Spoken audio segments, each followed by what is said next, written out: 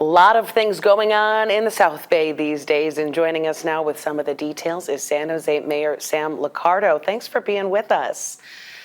Great to be with you again, Ann. I know you've been talking with the county a lot, this controversy over what you've referred to as the revolving door at the county jail. Where do things stand? Because at last word, there was an impasse.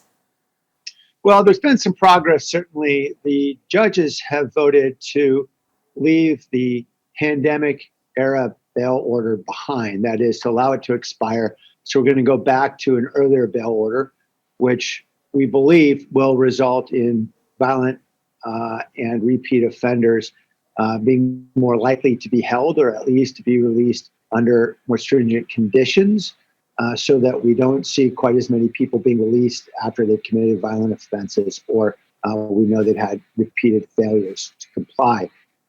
The challenge, though, is that it's not just the judges that do the releasing. It's also county staff, I believe, working under the department, the sheriff, the Department of Corrections.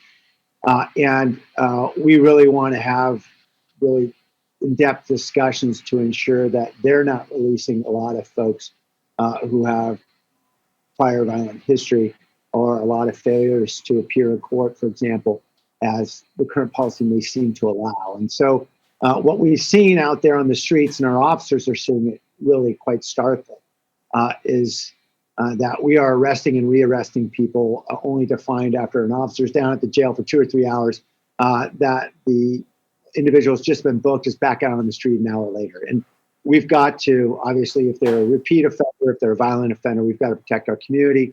We are seeing, for example, 103 offenders have been arrested at least 10 times, some of them as many as 30 times over the last couple of years. These are folks who are just cycling in and out. And obviously, that has an impact on crime in our community. So a lot of the concern was the pandemic era policy, which was obviously just to try to get people out of confined spaces that would obviously allow COVID to spread. So if that is sunset, the policy that's in place now, was that in place before COVID, and was it such an issue at that point? I'm just wondering why this is really coming up to be such a problem now. Yeah, there are two policies at work.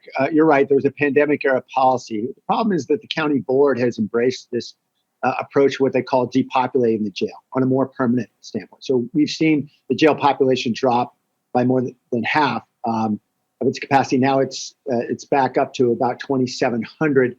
But the policy of the county is to continue to figure out ways to depopulate.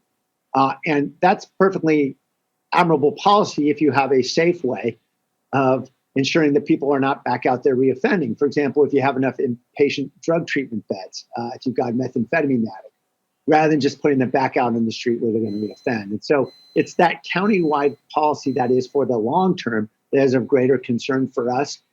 And we know that if county officials have the direction from the board to depopulate the jail, that means that a lot of bad decisions may be getting made in terms of releases that are putting the community in peril. So is this just getting into politics right now? You have to sort of confer with the county board to try to figure this out, which is interesting because when you think of law and justice, you think, prosecutors in court. Yeah, I mean, we hope it's not politics. We hope that we all agree that if we're going to have releases, that we need to release people safely. And that means that we're identifying the right people to release, not violent offenders, not repeat offenders, and that they have the right conditions of supervision and release. And my concern has been what we've seen through pretrial services, at least, is that nearly half the offenders they're releasing are in fact either reoffending or failing to appear in court for their court date. And that, of course, undermines the whole point of pretrial release. So we got to find a better way. We think working with the county, the courts, the DA, and everybody else together, we can get there. Okay, we'll continue to follow that. What is the latest status with the foot patrols? I know you wanted to get more cops out on the streets, out into some of these neighborhoods, particularly downtown, to just be more visible and form relationships with the community. But staffing, always a problem. It is. The good news is, as of June, for the first time in more than a decade, San Jose was fully staffed, at least to our full budgeted number of positions. So we had all the officers that we could possibly pay for. Obviously, we'd love to have more officers, and we did allocate another several $1 million to hire another 20 more officers. So we're going to continue to grow the department because we're the most understaffed in the country. But what we know is that really the old style of policing, a walking patrol, makes such a difference in terms of building relationships in the community, building those relationships of trust where everybody knows their officer. There's accountability. The officer knows, the folks who are running the local store. They know parents. They know teachers, and really can develop those relationships. That's how we keep communities safe.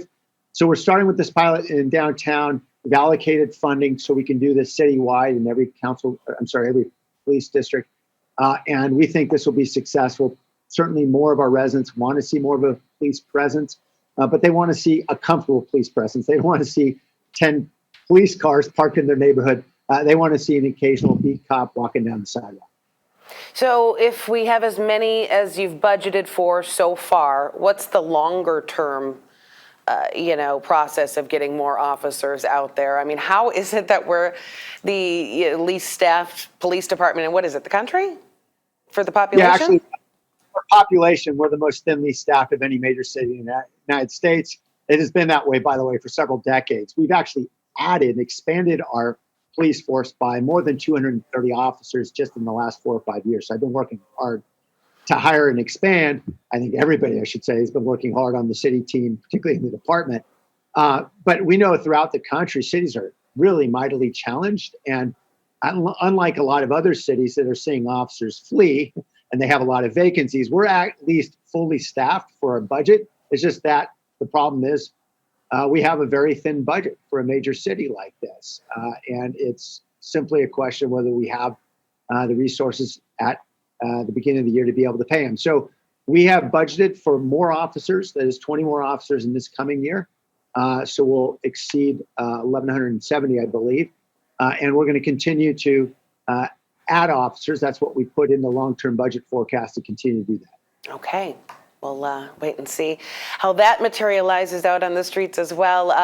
Housing, of course, an issue that we've been talking about, forever. Quick build interim housing is something that you're working on now. Tell us about that. Yeah, that's a long, convoluted way of saying we're using these prefabricated apartments that we're building in different parts of our city. We're able to build them very quickly in just a few months, rather than the typical apartment building. It takes 4 or 5 years. And we're able to build them at about $100,000 a unit rather than what it costs right now in the Bay Area, which is about $800,000 per apartment. We're going to build an apartment complex. So we think this is a much better solution to try to address the homelessness that we're seeing on the street, to be able to help people get off the street quickly. It has been successful in 3 of the projects that we've been able to build so far, and we've got a couple more in construction, but we've got some controversy. We know wherever it is, we cite one of these locations, there are neighbors who will not like it. It is the reality with all affordable housing, we know. Right. And so there was the issue with the tiny homes in I believe it was Berryessa recently. That's still up in the air? Yeah, I mean, I should distinguish, these are not tiny homes. They're actually full apartments where folks have private bathrooms and so forth. But yes, there was concern in the Berryessa neighborhood in particular. And what we want to do is show the neighbors how this is working in other parts of the city. It is very successful. It's safe. These are communities that are good neighbors, and most importantly, it's getting people off the street and back on a path of self-sufficiency.